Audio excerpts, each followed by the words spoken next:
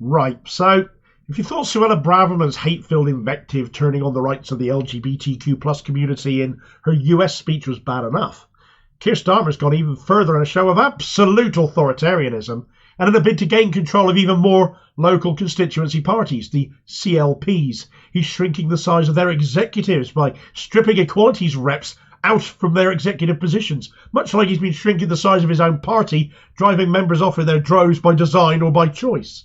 We know Labour CLPs have across the country become dysfunctional, unable to run. So is the shrinking of the management a bid to get them running again? If so, though, surely the workload on executives will just become more and more unmanageable. I was a Labour Party disability rep once upon a time. I know the work involved. Or is it going to be streamlined by bidding equalities issues entirely? And what will that say about the party under the Starmer regime if things like homophobia, transphobia, racism, women's rights, BAME rights, disability rights, and all the rest of those important equalities matters that have for so long been deemed important enough to require bespoke elected individuals at local level? What does this say about the Labour Party now? Right, so the LGBTQ plus community are rightfully up in arms, or communities I should say, are rightfully up in arms about Suella Braverman's despicable conduct, her venomous speech in America, because she didn't dare say it here where she could be debated on such things, could be challenged in Parliament. But if you thought Labour, despite the shadow Home Secretary very much being Little Miss Immigration mugs, Yvette Cooper would be better, surely better than Braverman, then the signs actually are that Keir Starmer could oversee a regime that's even worse. So much for Starmer once saying his Labour was patriotic, a party of equality and not protest. It's now a party of neither equalities nor protest. So what's so patriotic about that? Shoving another union flag up your backside won't quite cut it, I'm afraid, Keith. Now, regular viewers will be familiar with various local incidents of control freakery popping up in constituencies up and down the country that I've covered, with left-wing candidates being frozen out in favour of right-wingers pre-selected by Team Keith being imposed, and that this has caused dissent all over. Wirral West, for example, has now had imposed upon it as their parliamentary candidate a former Labour councillor who had resigned in disgrace up there, took a job in London away from it all, allegedly got involved no less in the selection of a councillor there, who ended up being found to be a manufacturer of indecent images of children, and literally only got sentenced for that the other month. There's the example of incumbent Metro Mayor Jamie Driscoll being overlooked in favour of an unpopular Starmerite to effectively continue in the job he's been doing due to some boundary changes in the North East.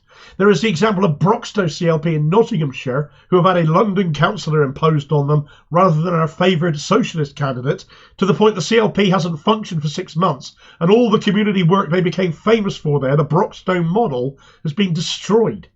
I've covered so many more examples, but perhaps it is that Broxtowe example that is at the crux of the situation here.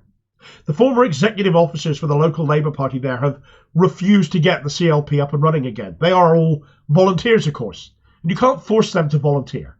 But equally, you need to have a quorate executive, the right numbers for decisions to be taken that must pass. And of course, that comes down to a matter of democratic collective responsibility. Well, if you shrink the collective, that solves that problem. But it's hardly democratic anymore when local power ends up concentrated in fewer hands. That aside, though, the much bigger issue is the abandonment by the Labour Party of equalities issues in order to do this. For a party that has been embroiled in anti-Semitism rows, mainly weaponised as we know, but for a party that has not long come out of that, conveniently, now an acceptable establishment sort of leader being back in charge, how can it not be equally as loudly condemned when issues on race now no longer even warrant a representative? Goodbye BAME officer, unless of course as a CLP you might still want one, but they will no longer sit on the executive. No requirement to have equalities officers, no more weight to their words than any other lay member in attendance at a CLP meeting. It is disgusting. It's an absolutely regressive move. It takes us totally backwards, and members are absolutely incensed at what is being seen as a blatant power grab by the national executive. Disability Labour have issued a statement. I'll single them out. They speak for a great many other affiliates and organisations too in their words, as they've said, "We are shocked and appalled by the changes to the Labour Party rulebook going to conference in Liverpool. The small gains for disabled members over the last few years have been all but lost. We are returning to even deeper marginalisation. The small places where disabled people could use their voices and lived experience to improve the hostile world we live in are being relegated to simply functional. This is the very essence of ableism. This action makes us as disabled people feel unwelcome in our own party and increases the feeling that the Labour Party is institutionally ableist, as we warned 12 months ago. Instead of representing the rich tapestry of life, it will return to being simply bland.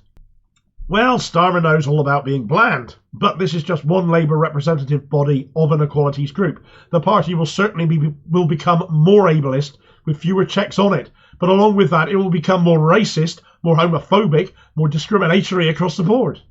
Suella Braverman will be crossing the floor if they go much further, but further they are going. And all of it conveniently in the run-up to Labour conference, which looks set to be a turgid event with Starmer heading to Liverpool for it. But if he keeps freezing out anyone who might offer him even the slightest bit of criticism, the entire affair will be in front of a small audience of clapping seals. In effect, in order to ensure there is no dissent amongst the delegates, diktat has been imposed on those heading to conference before it's even begun, because already the regime has decided to block any and all questions on anything that might be the slightest bit tricky. The two-child benefit cap that Starmer is keeping, Sir Keir Starmer is keeping, I should say, is off the table. You can't bring it up. Brexit is also completely off the table as Starmer has found himself caught up in another of his own lies, veering from closer alignment to denying it all and any notions of bringing up electoral reform are in the bin as well. Because Starmer's Labour have no more interest in everyone's vote counting at the ballot than the Tories do. This matters because conference is supposed to be the sovereign policy shaping event for Labour, and members will have no way to do that on some really quite important policy areas. So we have equalities being binned, discussions on the things that actually matter to ordinary members binned, and now anyone who dares support an independent bid for election, such as that of the aforementioned Jamie Driscoll, or even Jeremy Corbyn if he decides to stand for Islington North as an independent, will face expulsion from the party too. I kind of think that most people leaning that way will have gone already, but functionally if you pay your dues to the Labour Party now, you're paying for them to basically own you at this point. All those affected by these rule changes have effectively been deemed problems to be managed rather than people to engage with and listen to. Starmer and Akehurst and Mandelson and all the rest of the fetid right-wing elements in positions of power don't give a shit about you, your problems, or what you want, because now it is all about them, the things they choose to speak about, the things they want to do, the decisions they choose to make, and the issues they choose to challenge or support. And you're there to pay your dues and shut up. You have no say. They're taking that away from you.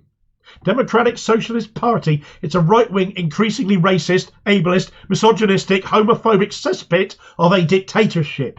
If you're bleating tactical voting, if you're moaning we need to get the Tories out and then deal with Labour, open your damned eyes to what they are doing and saying right here and right now.